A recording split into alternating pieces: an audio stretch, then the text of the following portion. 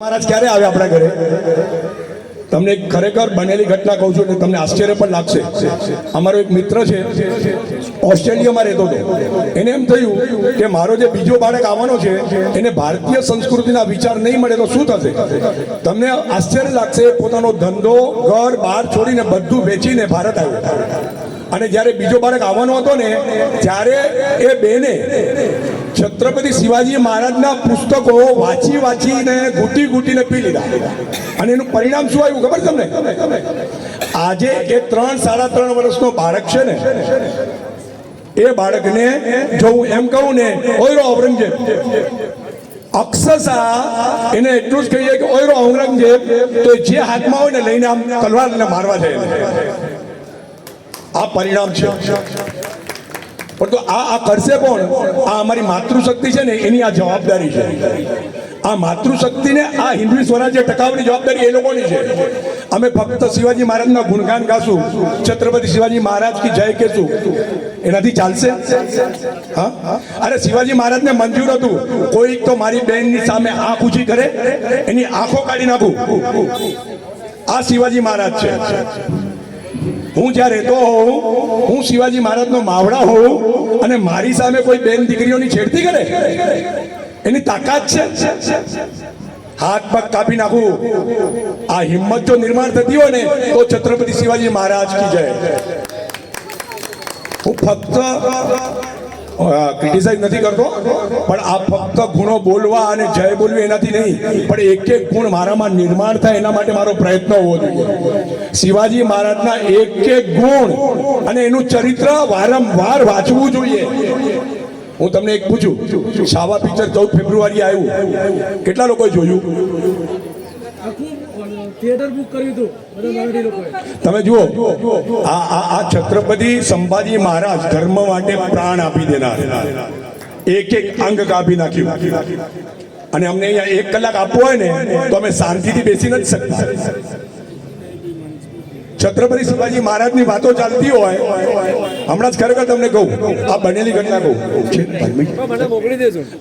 હમણાં બનેલી ઘટના કહું. એક ઇતર ધર્મના એમાં ગયો હતો, ત્યારે એમણે બહુ સરસ વાત કરી કે તમારે ત્યાં કેવું છે ખબર છે? તમે કોઈ પણ મહાપુરુષોની વાતો કરો, તમે કોઈ દેવ ધર્મની વાતો કરો, તમારા ભાઈઓ કાં તો મોબાઈલમાં વ્યસ્ત હોય, કાં પાણી પીવામાં વ્યસ્ત હોય, કાં વાતો કરવામાં વ્યસ્ત હોય, કાં ખાવામાં વ્યસ્ત હોય. એમને ક્યારે એમને લાગે કે આ છત્રપતિ શિવાજી મહારાજની વાતો ચાલે છે, ત્યારે હું શાંતિથી બેસીને સાંભળીશ અને ગુણ નિર્માણ કરવાનો પ્રયત્ન કરીશ. મને પણ ખરેખર દુઃખ લાગ્યું. મેં કીધું હા, એ વાત તમારી સાચી છે કે અમે અમારા આદર્શોની વિચાર કરો ને સાહેબ. હમણાં બોમ્બેની અંદર બોલો રણવીર અહલુવાલિયા જે બોલ્યો, હા, અમારા શું ત્યાં મરાઠા લોકો નહીં બેઠા હોય? નહીં બેઠા હોય? અરે ચપ્પલ કાઢીને મારવું જોતું એ વખતે છે કે આટલી અસલી ભાષા તો અહીંયા બોલીશ, આ મહારાષ્ટ્રમાં બોલીશ? આવા દો અમારા ગુજરાતની અંદર. મને ગૌરવ છે, મારો જન્મ મહારાષ્ટ્રમાં થયો છે. મને ગૌરવ છે કે મારો જન્મ મહારાષ્ટ્રમાં થયો છે. મહારાષ્ટ્ર એ સુરવીરોની ભૂમિ છે, વીરોની ભૂમિ છે, સંતોની ભૂમિ છે. નિવૃત્તિ જ્ઞાનદેવ, સોપાન મુક્તાબાઈ, એકનાથ નામદેવ, તુકારામ, આ સંતોની ભૂમિ છે. અને મને કહેતા બહુ આનંદ પણ થાય છે. સ્વતંત્રતાના સંગ્રામની અંદર કોઈએ શરૂઆત કરી તો ભલે આપણે કહીએ મંગલ પાંડે કરી, બરોબર છે. એના પછી કોણ? વાસુદેવ બલવંત ફડકે. એના પછી કોણ? વિનાયક દામોદર સાવરકર. એના પછી કોણ? બાલ ગંગાધર તિલક. અને મુગલોથી આપણને બચાવનાર કોણ? છત્રપતિ શિવાજી મહારાજ. આ કોણ? બધા મરાઠા. મને ગૌરવ થાય છે કે હું મહારાષ્ટ્રમાં જન્મ્યો છું. તમે પણ મને ગૌરવ લેતા જશો. પણ મહારાષ્ટ્ર એટલે શું? ભાઈએ વાત કરીને મરાઠા એટલે શું? મરાઠા એટલે સાહસ, મરાઠા એટલે પરાક્રમ, મરાઠા એટલે નિર્ભયતા, મરાઠા એટલે આક્રમકતા.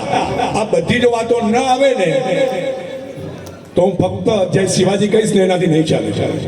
જ્યાં જ્યાં મારા આદર્શનો કોઈ પણ અપમાન કરશે ને, જ્યાં પણ ત્યાં ઊભો થઈ જાય ને, એ મરાઠા. અહીંયા બધા ધર્મના લોકોને આવેલા છે. હું ખરેખર તમને અહીંથી એક વિનંતી કરું છું કે તમારા સમાજની અંદર પણ ક્યાંય પણ ભગવાનના નામે વલ્ગર ગીતો ઉપર નાશ થતો હોય ને તો એ બંધ કરજો. નવરાત્રીમાં ને ગણપતિ ઉત્સવની અંદર અરે ગણપતિ બાપાએ કહેતા હશે કે આવા ગીતો મને સંભળાવો છો તમે,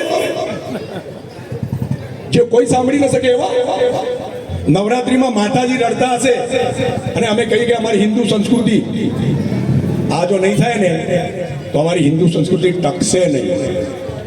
સમય ઓછો છે. છેલ્લે અમે લોકો શિવનેરી શાખાની અંદર જે પ્રતિજ્ઞા લઈએ છીએ એ પ્રતિજ્ઞા હું તમારી આગળ લેવડાવીશ. આજના દિવસે તો ચોક્કસ લેવડાવીશ અને મને હક છે કે આજે આ પ્રતિજ્ઞા હું તમારા આગળ લેવડાવું. પણ એ પ્રતિજ્ઞા છે ને બધાએ છે ને ઊભા થઈને લેવાની છે. થશો બધા ઊભા? શિવાજી મહારાજ માટે ઊભા થવાનું છે અને હું બોલાવું ને એ બોલવાનું છે.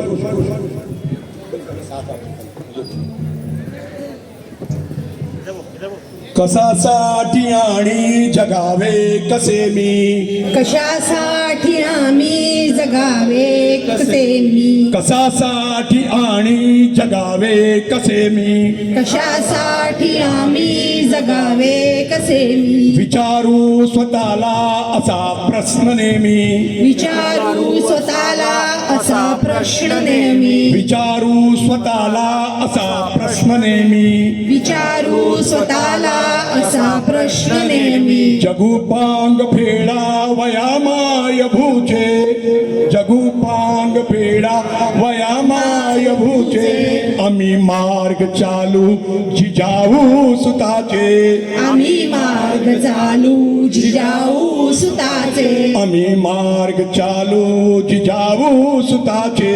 आम्ही मार्ग चालू जिजाऊ सुताचे, હાથ આગળ કરીને પ્રતિજ્ઞા લ્યો. ધર્મ માટે લડીશું, કર્મ માટે લડીશું, ધર્મ માટે લડીશું, ધર્મ માટે લડીશું, સંસ્કૃતિનું જતન કરીશું.